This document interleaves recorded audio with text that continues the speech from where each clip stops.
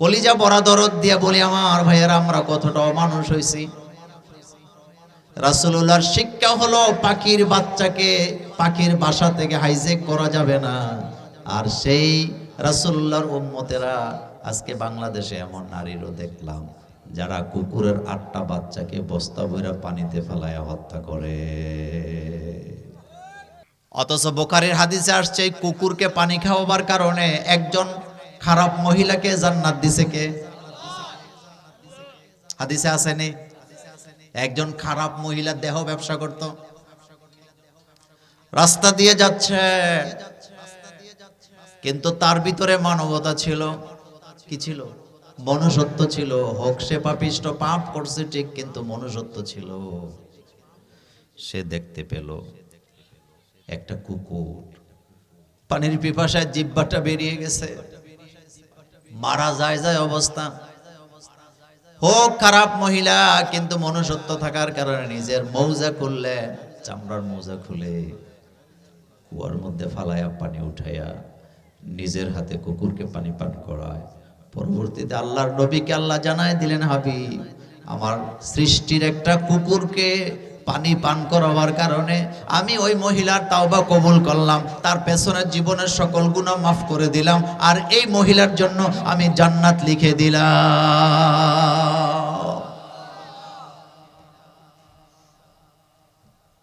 কুকুরকে পানি খাওয়াবার কারণে মহিলা জান্নাতি। হযরত আবু হুরায়রা রাদিয়াল্লাহু তাআলা আনহু বিড়াল পালতেন। হাদিসে আসেনি?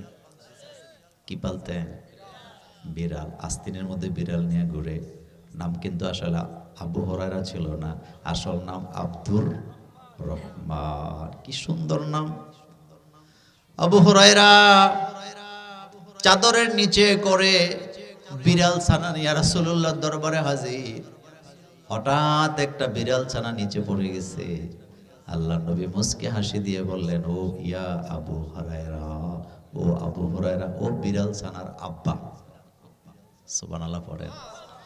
আবু হুরায়রা সুযোগ নিলেন। আবু হুরায়রা বসা থেকে দাঁড়ায় বলেন, ও সাহাবারা সাক্ষী থাকো, আল্লাহর নবী আমাকে আবু হুরায়রা বলে ডাক দিছে, আজকের থেকে আমার নাম আবু হুরায়রা।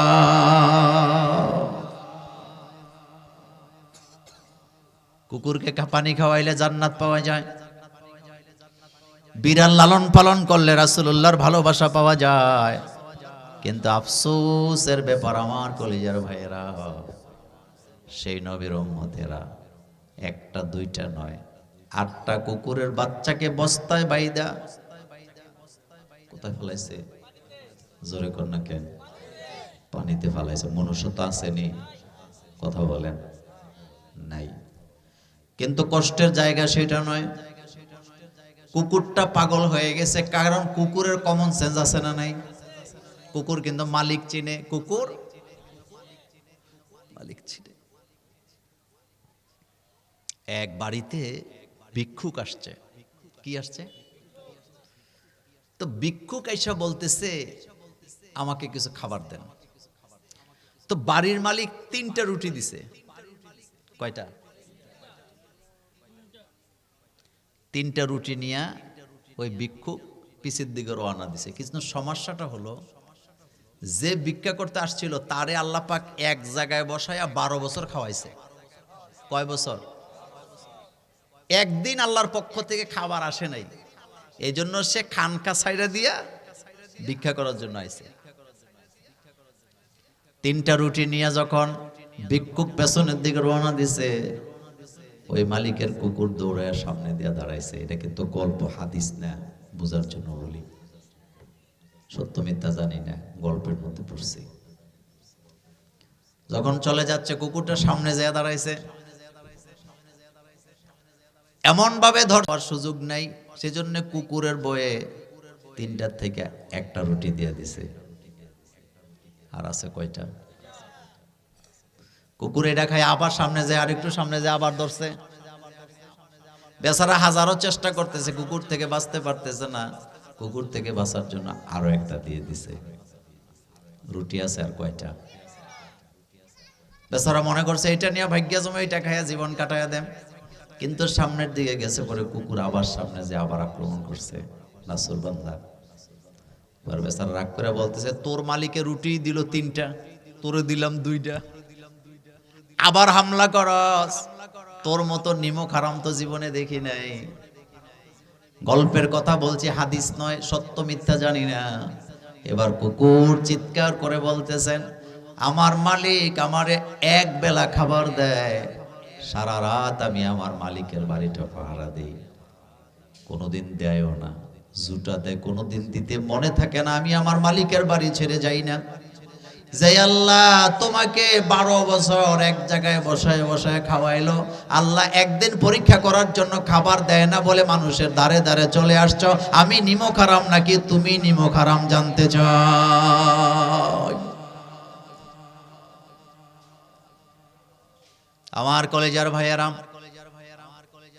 মানুষ কখনো পশু পাখির উপর অত্যাচার করতে পারে না। যদি মনুষ্যত্ব থাকতো তাহলে একজন মহিলা হইয়া, তারও বাচ্চা আছে, কুকুরের বাচ্চা পানিতে ফেলে মেরে দিতে পারত না। এটা মনুষ্যত্বের প্রমাণ করে না। আমরা অমানুষ হয়ে গেছি সব জায়গায়। মানুষ মানুষকে কোবায়া মেরে ফেলে, মানুষ মানুষের উপরে কি করে হামলা করে, আসেনি? কথায় কথায় ঝগড়া করে, গালি দেয়, আসেনি? এজন্য ভয় করতে হবে কাকে? আল্লাহ ছাড়া কাউকে ভয় করা যাবে না। মনুষ্যত্ব থাকতে হবে আপনার মধ্যে, আপনার আচার আচরণে ফুটবে আপনি একজন মানুষ। এই যে নামাজ পড়েন, রোজা রাখেন, হজ করেন, যাকাত দেন, আসরের ময়দানে যখন মিজানের পাল্লা ওজন দেওয়া হবে, নামাজ, রোজা, হজ, যাকাতের চাইতে আপনার মনুষ্যত্ব, আপনার ভালো আচরণের ওজন 1000 গুণ বেশি হবে।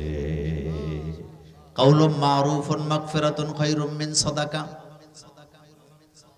আল্লাহ পাক বলছেন, দান করার পরে যারা মানুষকে কষ্ট দেয়, খোঁটা দেয়, ওই দানের চাইতে একটা মিষ্টি কথার মর্যাদা আল্লাহর কাছে অনেক বেশি। আমাদের দেশে কিছু নেতা আছে, ঢাকা শহরে বাস করে অথবা এলাকার বড় লোক, বংশের বড় লোক হেতে, মাঝে মধ্যে রমজানের মাসে আসে, ঈদে চান্দে আসলে বংশের স্বাস্থ্য ভাই, জ্যাঠতো ভাই যেগুলা গরিব আছে এদেরকে যাকাতের টাকা দেয়, ফেতরা দেয়, একটা লুঙ্গি কিনা দেয়, আসেনি? আপনাদের এই বাজারের নাম কি যেখানে আপনারা নামেন? আইসা টনকি বাজারে নামছে। আইসা নামার পরে তার হাতে 2টা ব্যাগ, ওই যারে যাকাতের টাকা দেয় তারে দেখা মনে মনে ভাবতেছে তার তো উচিত আমার ব্যাগগুলা নিয়ে যাওয়া, কিন্তু ওর জরুরি কাজ থাকার কারণে ব্যাগগুলা হাতে নেয় নাই। বাড়িতে আইসা খোটা দেয়, কয় তারে এত যাকাত ফেতরা দেই, আজকে 2টা ব্যাগ নিয়ে ঢাকার শহর থেকে আইসা রাস্তায় নামলাম, একটু ব্যাগটা দইরাও চাইলো না। তার মতো মানুষ জীবনেও দেখি নাই। এরকমের খোটা দই না লোক আছে না? না,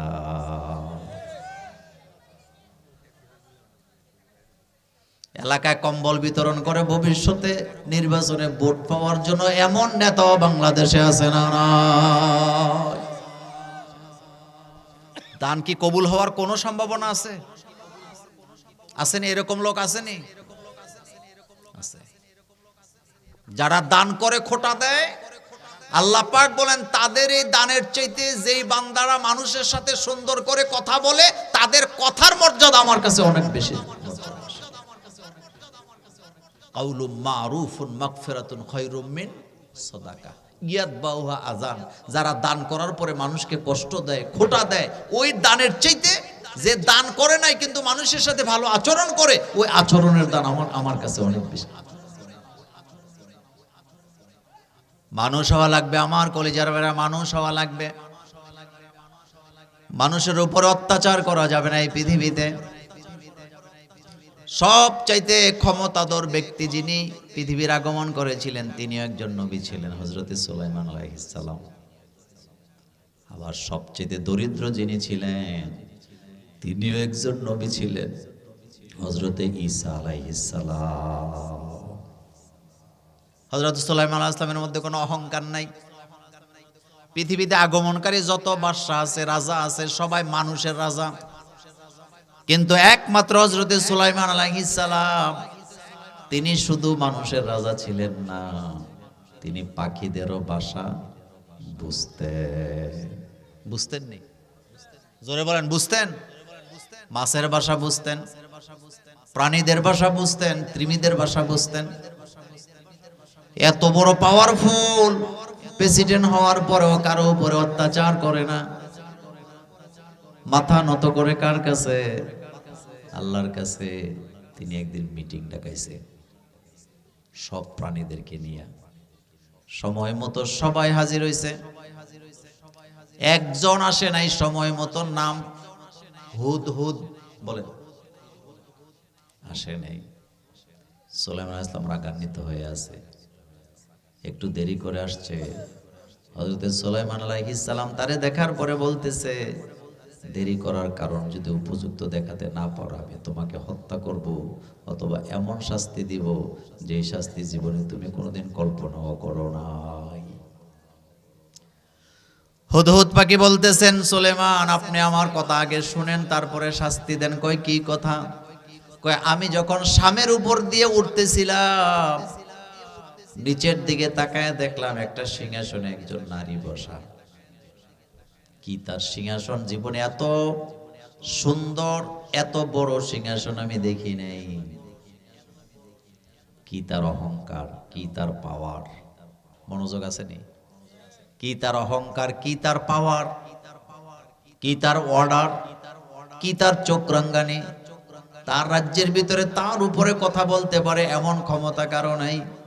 কিন্তু সুলাইমান, সবচেয়ে আশ্চর্য হলাম, এত বড় পাওয়ারফুল প্রেসিডেন্ট হওয়ার পরও, নেত্রী হওয়ার পরেও আল্লাহকে চিনে নাই, আল্লাহকে বাদ দিয়ে সূর্যের কাছে মাথা নত করে।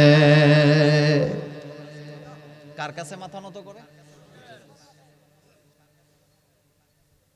হযরত সুলাইমান আলাইহিস সালাম কথা শোনার পরে বললেন, আমি তোমার কথা যাচাই করব, যদি মিথ্যা কথা বলে থাকো আমি তোমাকে হত্যা করব বা জেলে বন্দী করব। হযরত সুলাইমান আলাইহিস সালাম এত বড় প্রেসিডেন্ট, নবী হওয়ার পরেও তার গোয়েন্দা বিভাগের লোককে বলতেছেন, আমি তোমার কথা যাচাই করব। আর আমার বাংলাদেশে যারা ক্ষমতায় যায়, বিরোধী দলের লোকদেরকে দমাবার জন্য যাচাই বাছাই লাগে না, বই পাইলে তাফসীর পাইলেও বন্দিখানায় আটকায় রাখে, এমন ডাকাইত আছে না? না,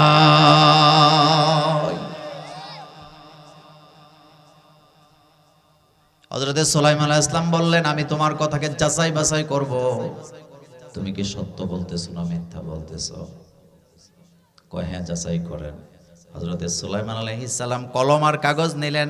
যেই নেত্রীর কথা বললেন সে সূর্য পূজা করে, তার কাছে চিঠি লেখার জন্য বসলেন। তবে এই চিঠি রাজ্য দখল করার জন্য ছিল না, এই চিঠি প্রেমের জন্য ছিল না, এই চিঠি ছিল তাওহীদের দাওয়াত। সুবহানাল্লাহ। কারণ সে আল্লাহর পূজা করে না, সে পূজা করে কার? সূর্যের। আমরা যারা মুসলমান, আমরা কোন দিকে ফিরে নামাজ আদায় করি? পশ্চিম। পশ্চিমে কাবা আছে না নাই?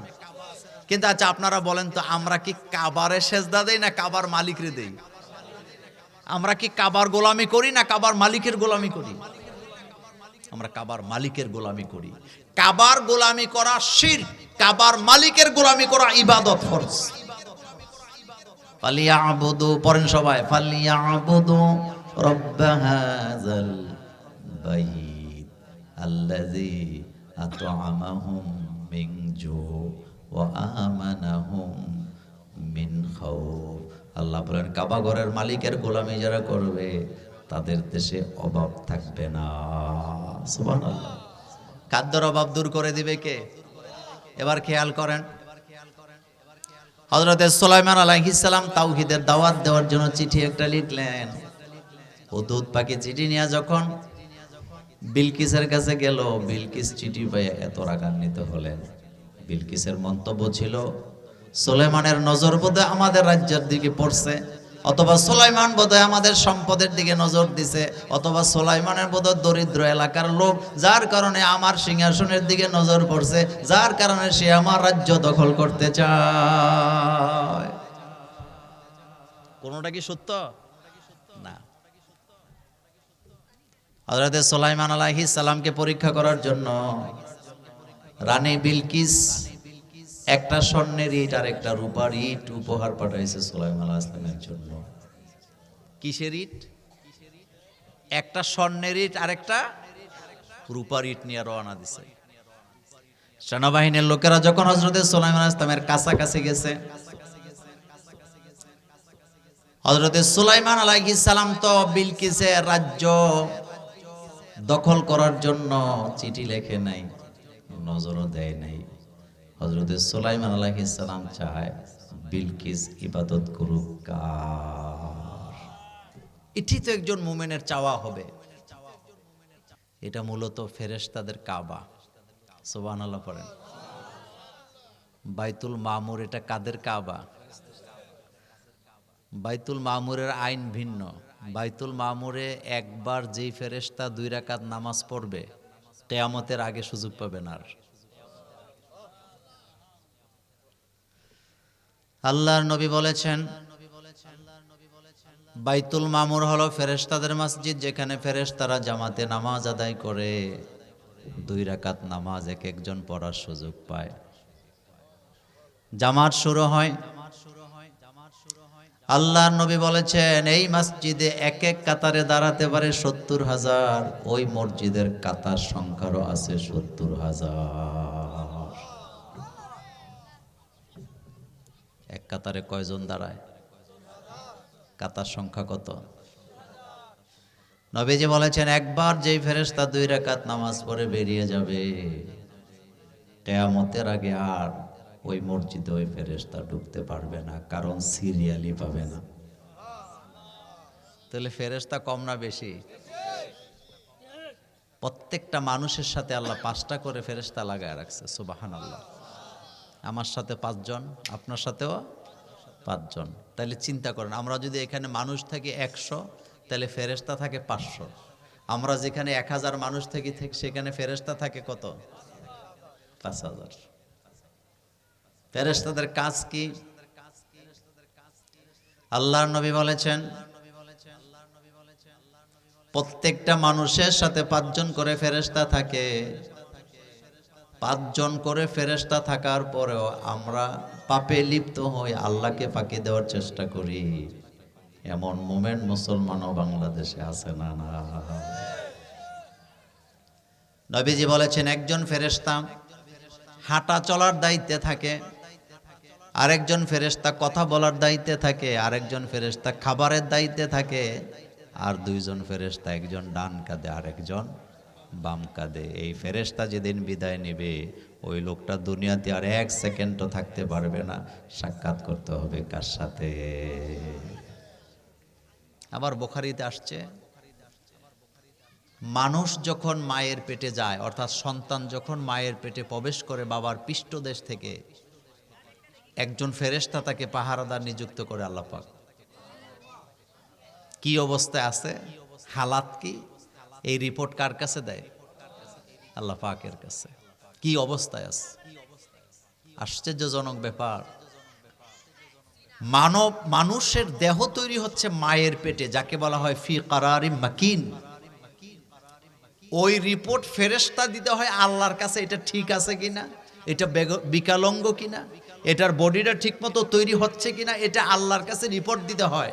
কিন্তু আমাদের বাংলাদেশে রাস্তা হয়, ব্রিজ হয়, কালভার্ট হয়, বিল্ডিং হয়, যারা এটা তৈরি করে ইঞ্জিনিয়াররা টাকা খাইয়া সরকারকে 12টা বাজায় দেয়, এরপরও তারা সরকারের কাছে আসল রিপোর্ট দেয় না।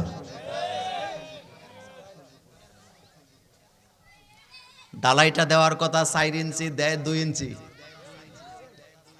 আমাদের শাওন বলছে না, কথা কর না কেন? ডালাইটা দেওয়ার কথা কয় ইঞ্চি, কিন্তু দেয় কয় ইঞ্চি? কন্ট্রাক্টর যে 2 ইঞ্চি দেয়, এটা কিন্তু ইঞ্জিনিয়ারের রিপোর্ট করে না। কারণটা কি বলেন তো? হেতে কি গাইছে? চিন্তা করেন। আচ্ছা বলেন তো, ফেরেশতারা আল্লাহর হুকুমের অবাধ্য হওয়ার কোনো সুযোগ আছে? এরপরও তারা রিপোর্ট দেয় কার কাছে? আর আমাদের চাকরি নেওয়ার সময় ওয়াদা করে আমি ঘুষ খামু না, সুদ খামু না, দুর্নীতি করবো না, কিন্তু হেতে খায় 5%, আরো বেশিও বলে খায়। এরকম আছে নি? আল্লাহ যেন এগুলোর হেদায়েত করে, আমরা বলি আমিন। তা আমরা দোয়া করি আল্লাহ তুমি এই বাইতুল মামুরকে তোমার বাইতুল মামুরের সাথে কবুল করো। আজকের এই মাহফিলের সভাপতিত্ব করছেন সর্বজনাব হাজী মোহাম্মদ আলমগীর হোসেন মানিক সাহেব। আজকের প্রোগ্রামের সহসভাপতি জনাব হাজী মোহাম্মদ আবু তাহের, সাবেক অডিটর মুরাদনগর অ্যাকাউন্টস অফিস। প্রধান পৃষ্ঠপোষক জনাব নূর মোহাম্মদ সাহেব। আজকের প্রোগ্রামে প্রধান অতিথি জনাব আলহাজ মোহাম্মদ দেলোয়ার হোসেন, বিশেষ অতিথি জনাব AKM মাহবুবুল আলম। আজকের প্রোগ্রামে মেহমান বিন্দু জনাব পারভেজ খসরু শাওন, যিনি আমাদের এখানে উপস্থিত আছেন, শাহ আলম মেম্বার, জনাব কবির আহমেদ, জসিমউদ্দিন মেম্বার, জাহাঙ্গীর আলম মেম্বার, হাজী মোহাম্মদ আব্দুল করিম, নজরুল ইসলাম, আলহাজ হারুনুর রশিদ, হাজী মোহাম্মদ হোসেন, মোহাম্মদ ইউনুস। আজকের মাহফিলটি সঞ্চালনায় আমার অত্যন্ত স্নেহের অনুজ মাওলানা সাইফুল ইসলাম। সৌজন্যে আছেন উদয় ডেন্টাল কেয়ার। আজকের প্রোগ্রামে কথা বলেছেন বিদগ্ধ আলেমী দ্বীন হযরত মাওলানা মুফতি শামসুল হক আরিফি সাহেব কুমিল্লা। চমৎকার আলোচনা তিনি করেন। কথা বলেছেন লম্বা সময় ধরে হযরত মাওলানা মোহাম্মদ আব্দুল হক যশমন্তপুরী সাহেব। আজকের প্রোগ্রামের মধ্যমণি, যার আগমনে এই এলাকা গর্বিত, ঐতিহ্যবাহী সোনাকান্দা দরবারের মরহুম পীর সাহেব হুজুর মাওলানা শামসুল হুদা পীর সাহেবের সুযোগ্য সাহেবজাদা হাফেজ হজরত মাওলানা হুসাইন আহমদ হানাফি পীর সাহেব, সোনাকান্দা দরবার। তিনি মাগরিবের পরে তালিম দিয়ে গেছেন। আমরা সকলের জন্য দোয়া করি আল্লাহ এই সকল আয়োজনকে তুমি কবুল করো। একটা কোনায় লেখা আছে মহিলাদের জন্য ওয়াজ শোনার ব্যবস্থা আছে। আমরা দোয়া করি আল্লাহ সকলকে আপনি হেদায়েত দান করে দেন। রাত্র মোটামুটি অনেক হয়েছে, আজকে ঠান্ডাও পড়ছে, সেজন্য আমি সরাসরি আমার আলোচনায় যেতে চাই। আমরা যেই জায়গা থেকে আজকে আলোচনাটা শুরু করব সেই জায়গাটা হচ্ছে এমন, আমরা সবাই মানুষ হতে চাই। বলেন বলেন কি হতে চাই? আরো আস্তে কোন, রাজি আছেন? বলেন তো আমরা কি হতে চাই? মানুষ হতে চাই। মানুষ হয়ে মরতে হবে, মনুষ্যত্ব থাকতে হবে। আমি যেন মনুষ্যত্ব না হারায় ফেলি। কারণ মানুষ বানাবার আগেও আল্লাহ আল্লাহই ছিলেন, ছিলেন কি না? মানুষ বানাবার আগেও আল্লাহর এক গ্রুপ সেজদা দিত, তাসবিহ পড়তো, প্রশংসা করতো, করতো নি? কিন্তু আমাদেরকে আল্লাহ অনেক শখ করে বানাইছে। আল্লাহ পাক চান যে তার বান্দারা তার কাছে কি করুক? মাথা নত করুক। আমার কলিজার ভাইয়েরা, এই পৃথিবীতে জিন জাতিরা বসবাস করত, আমাদের চেয়ে সংখ্যায় তারা আরো অনেক বেশি ছিল। তারা যখন আল্লাহর অবাধ্য হলো, আল্লাহ সিদ্ধান্ত নিলেন তাদেরকে এখান থেকে সরায় দিবেন, এখান থেকে সরায় আরেকটা জাতিকে বসাবেন। আর সেই জাতির সৌভাগ্যবান জাতি হলাম আমরা, আদম সন্তান। জিন সারা পৃথিবী দখল করে আছে, কথা শোনে না। আল্লাহ রাব্বুল আলামিন একদল ফেরেশতাকে দুনিয়াতে নামায় দিলেন, যাও যত জিন তোমরা খুঁজে পাবা সবার সাথে যুদ্ধ করে তাদেরকে হত্যা করো, পরাজিত করো। ফেরেশতাদের সাথে জিনদের যুদ্ধ হলো। যুদ্ধের বিজয় হয় তারা, আল্লাহ যাদের পক্ষে থাকে। যত বড় শক্তি হোক না কেন, আল্লাহর সাপোর্ট না থাকলে যুদ্ধে বিজয় পাওয়া যায় না। কিন্তু মজার ব্যাপার হলো, যারা যুদ্ধে বিজয় হয় তারা এক সেকেন্ড আগেও জানে না তারা বিজয় হবে। আরো মজার ব্যাপার হলো, যাদের পতন হবে এক সেকেন্ড আগেও জানে না, এক সেকেন্ড পরে তাদের পতন হবে। আব্রাহা আসছিল কাবাঘর ভাঙার জন্য। আব্রাহা যদি জানতো সেখানে যাওয়ার পরে তার পরিণতি এমন হবে, জীবনেও সে সেখানে যেত না। কথা ঠিক কিনা? কিন্তু সে জানে না, কাপাগড় ভাঙতে গেছে। আল্লাহ পাক বলছেন, ওয়া আরসালা আলাইহিম তায়রান আবাবিল তারমিহিম বিহিজারাতিম মিন সিজিল ফাজআলাহুম কাআসফিম মাকুল। আব্রাহাকে তার সেনাবাহিনীর লোকেরা পাহারা দিয়ে নিয়ে আসছে, হস্তি বাহিনী নিয়ে আসছে। এক সেকেন্ড আগে যে আব্রাহার সেনাবাহিনী ছিল পৃথিবীর সবচেয়ে ক্ষমতাধর হস্তি বাহিনী, এক সেকেন্ড পরে তাদেরকে পুষি বানায় দিছে কে? মনোযোগ আছে আপনাদের? হস্তি বাহিনী মানে ওই যুগের ওই সময়টাতে পৃথিবীতে এত বড় সেনাবাহিনী আর কারো ছিল না। তার বাহিনীতে ছিল একদল শক্তিশালী হাতি। কিন্তু সে এক সেকেন্ড আগেও জানে না যে এক সেকেন্ড পরে তারে আল্লাহ কি বানাই দিবে? বুশি বানাই দিছে। এ কথা আমার না আল্লাহর। ফাজআলাহুম কাআসফিম মাকুল। আল্লাহ পাক বলেন আমি তারে বুশি বানাই দিছি। আল্লাহু আকবার বলেন। তাহলে ক্ষমতা কার? আচ্ছা, কথাটা রাজনৈতিক ভাবে নিয়ে না, বুঝার জন্য বলি। বাংলাদেশে যে শেখ হাসিনার পতন হয়েছে, এক সেকেন্ড আগেও কি তিনি জানতেন? কথা কন না কেন? জানলে তো সকালবেলা এত রান্না বান্না করতো না। করতো নাকি? আপনারা কি জানতেন তার যে এত তাড়াতাড়ি পতন হবে? যারা আন্দোলন করছে তারাও জানতো না পতন হবে, যার পতন হয়েছে সেও জানতো না। এটাকেই বলে ক্ষমতা আল্লাহর। আল্লাহ পাক বলছেন, তাবারাকাল্লাযী বিয়াদিহিল মুলকু ওয়া হুয়া আলা কুল্লি শাইইন কাদির। যে যত বাহাদুরি করুক না কেন, ক্ষমতার মালিক কে?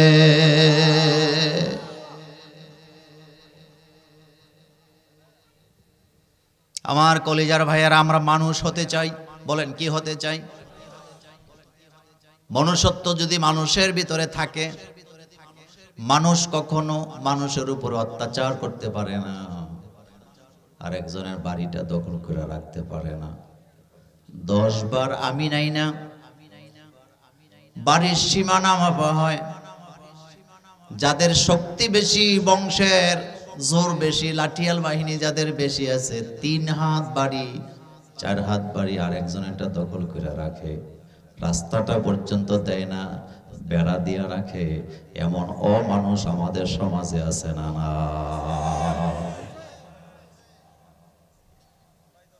কথা কি বলবো? আস্তে কইছেন বলবো, বলার জন্য তো আনছেন। বাড়ি দখল করে রাখছে 10 বার আমি আনছে, কয়বার? কিন্তু উনি মানে না। রাস্তা বন্ধ করে রাখছে, উনি দাঁড়ায় দাঁড়ায় লুঙ্গি কাঁচা দিয়া অহংকার করে বলে, এমন কারো বাপের ক্ষমতা থাকলে আয় আমার জায়গা থেকে রাস্তা নে। এমন হুমকি দাতা ডাকাই তো আছে না? না,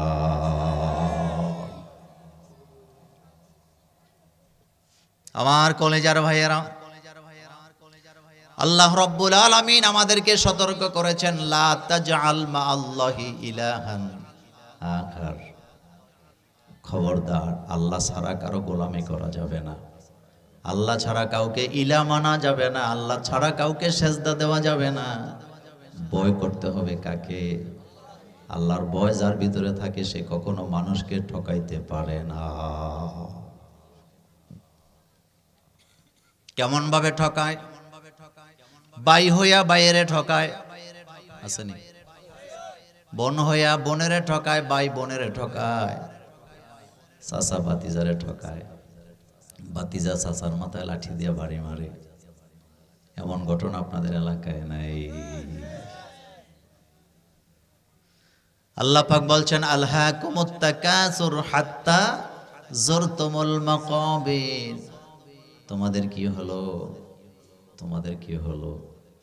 তোমরা সম্পদের পেছনে, প্রাচুর্যের পেছনে দৌড়াইতেছো ততক্ষণ, তোমাদের কবরে চলে যাও না যতক্ষণ না মরা পর্যন্ত মানুষ ঠান্ডা হয় না। এমন অমানুষ আছে না? না, এই পৃথিবীতে যারা দিনের দাওয়াত দেয়, বিশ্বাস করেন কেউ রাজ্য দখল করতে চায় না। মানুষগুলাকে মানুষ হতে হবে, মানবতা থাকতে হবে। আমার কলেজার ভাইয়েরা, মানবতা যদি কারো মধ্যে থাকে সে কখনো অমানুষ হতে পারে না। মানবতা যদি কারোর মধ্যে থাকে সে একটা পাখির বাচ্চাকেও হত্যা করতে পারে না। একটা বালক দুইটা পাখির ছানা নিয়ে রাসূলুল্লাহ দরবারে হাজির হয়েছে। এই স্কুলে আপনারা হাদিস পড়ছেন। আল্লাহর নবী দেখলেন বাচ্চার হাতে দুইটা পাখির ছানা, কিন্তু মা পাখিটা আশেপাশে দৌড়দৌড়ি করতেছে, ঘুরতেছে, উঠতেছে, চিৎকার করতেছে।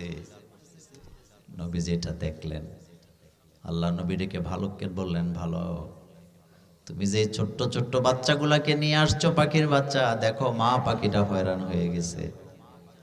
পৃথিবীর সব প্রাণীকুল মা তার বাচ্চাকে ভালোবাসে। দেখো তোমাকেও যদি কেউ ওইভাবে নিয়ে যায়, তুমিও ওইভাবে পাগল হয়ে যাবা, তোমার মা পাগল হবে। তুমি যে বাচ্চাগুলাকে নিয়ে আসছো, তাকায় দেখো বাচ্চার মা উঠতেছে, ঘুরতেছে, চতুর্পাশে চিৎকার করতেছে। যাও তুমি যেখান থেকে বাচ্চাগুলা নিয়ে আসছো ওই জায়গায় রেখে আসো। রাসূলুল্লাহর কথা শুনে বালক দুইটা পাখির বাচ্চাকে ওই বাসার মধ্যে রেখে আসছে। আপনি বলবেন, মোল্লা ভাই, এই ওয়াজ আপনি কেন শোনাইতেছেন?